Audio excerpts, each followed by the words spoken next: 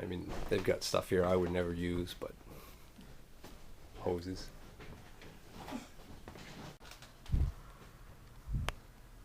Helmets, face shields, safety equipment, regulators, all kinds of fittings.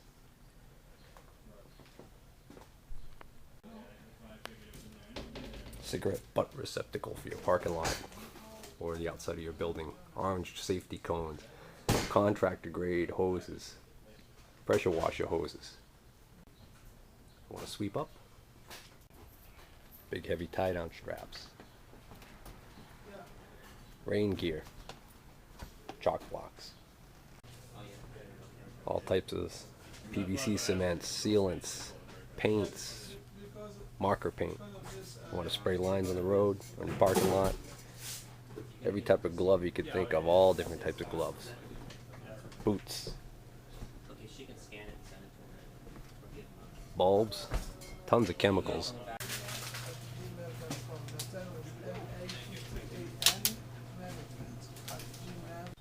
Oh, here's those big ratchet binder things for tightening chains. You want to tie down heavy equipment. Nah, struck out. The only ones he had didn't have any check valve in them, so they'd be wide open, so I'd have to put a ball valve behind it. And the only ball valves he had were the regular old half-inch threaded ball valves with the big yellow handle on them, and I don't want that thing hanging out of the side of the trailer, so that ain't gonna work. That's the typical Worcester three-decker. We call them three-deckers. It's 3 apartments in one building, stacked right one on top of the other. It's a real common thing here in this city.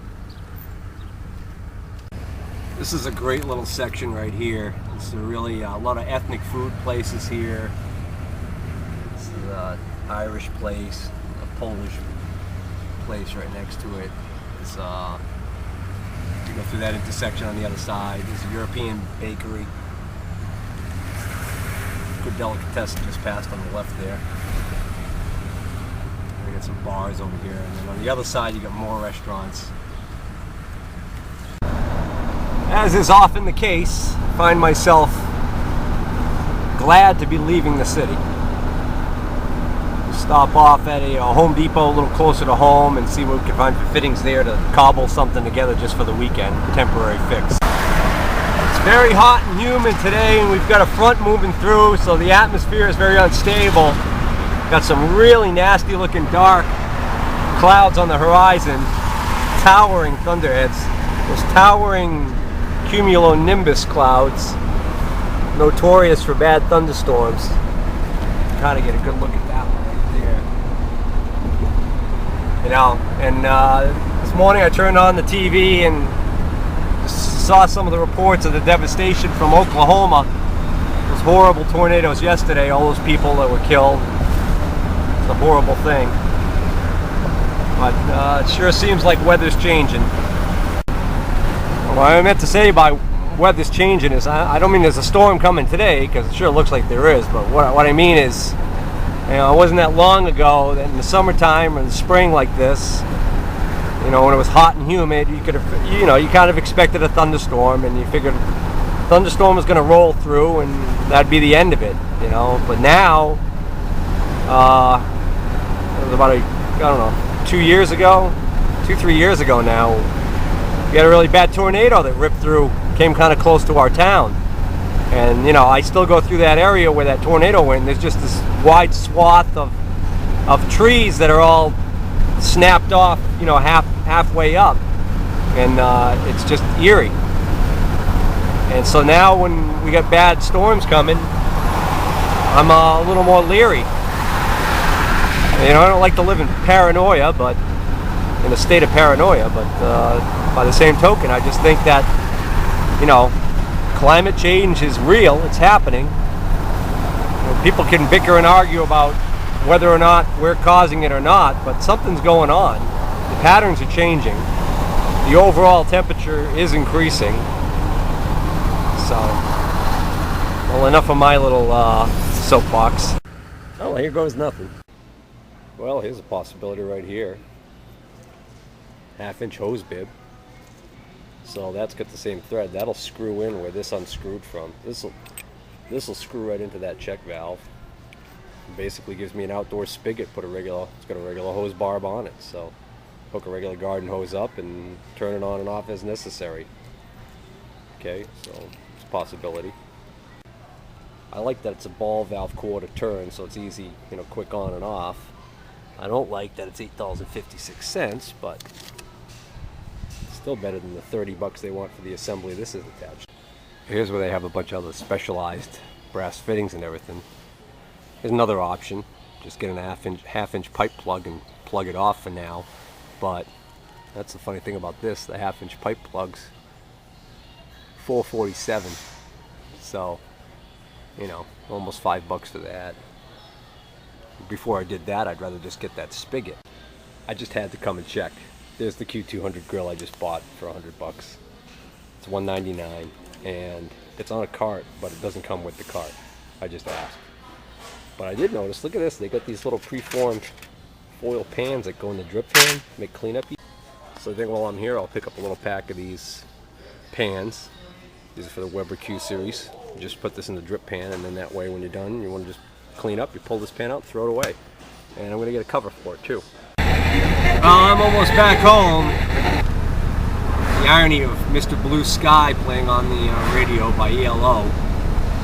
As the skies darken up, I just saw on the corner of my eye a good sized bolt of lightning just came down. So we got right over there on the horizon, we got a pretty nasty one brewing. Sometimes I put the AM radio on a, where it's kind of clear where there's no station, and it acts like a lightning detector. Static discharge really makes a noise. Yep, definitely some activity on there. Judging by the flashes, it's off to the south of us in Connecticut. Question is, which way is it moving? Well, there's a rumble of thunder right there. Ah, now we see the problem. The thing that I kind of like is that this actual hex shape on this faucet right here looks like it might actually fit right in there and lock into that hex hole there, and then I could put the backflow preventer on the back side, lock it all together. That'd be nice. The bad news is it won't go in there because the handle is interfering, this plastic's interfering with the handle. Yep. The wind's kicking up. I think I could do this, where I've actually put the backflow preventer in front of the fitting.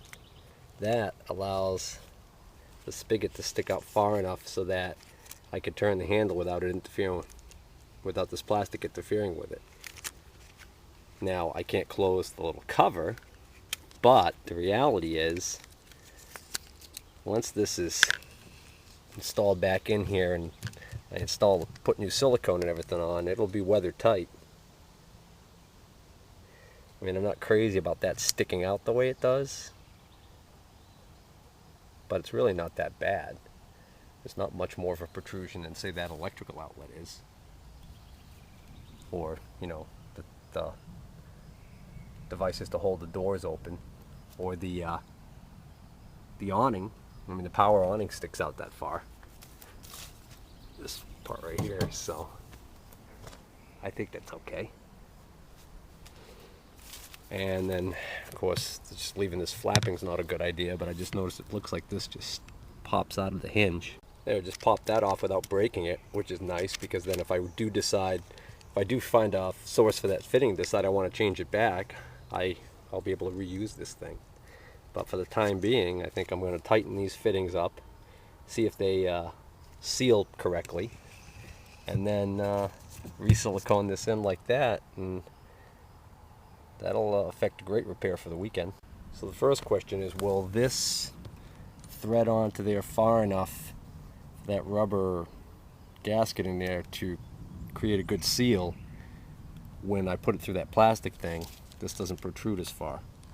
In other words, that's about how far it should go on. Then it was funny, I was looking at the back of the original fitting, and it's got a really wide wall to it, which looks like it's supposed to compress a washer in there to seal it. But because this is just a standard backflow preventer, by the looks of it, they don't have anything for it to compress a washer in there, so all they did was they gooped it up with pipe dope. So I'll use some Teflon tape and do the same thing. Alright, there it is, all hooked up. Now, we'll turn the water on and test it. Alright, water's on. So far so good. Of course right now there's some air in the line, so let's open this up.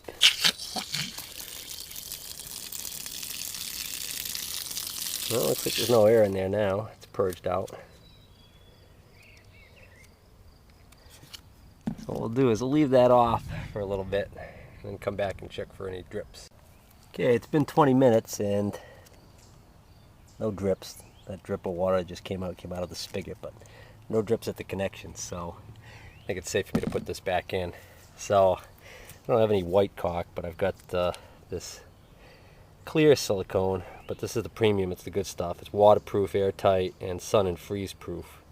So I'm going to put just a bead of it around the inside here and reattach this. I should clean up this old stuff, but for now I'm going to leave it on there because I got a feeling I'm going to be taking this apart and fixing it correctly soon. Or maybe not, I don't know, we'll see. We'll see how I like having the spigot with a regular hose barb. Alright, and that's done. I just got to cut this tag off. I tried pulling it off and it's actually pretty tough plastic. They didn't want people to rip these off in the store, so I don't know. Well, they didn't want them coming off during shipping, probably. That's what it was. But so, yeah, I think I can live with that. So I just got to get myself a little coily hose like this with a regular barb connector on the end, which I've seen those in the store dirt cheap, and then put this one on the other side to use with the quick connect fitting inside the compartment there.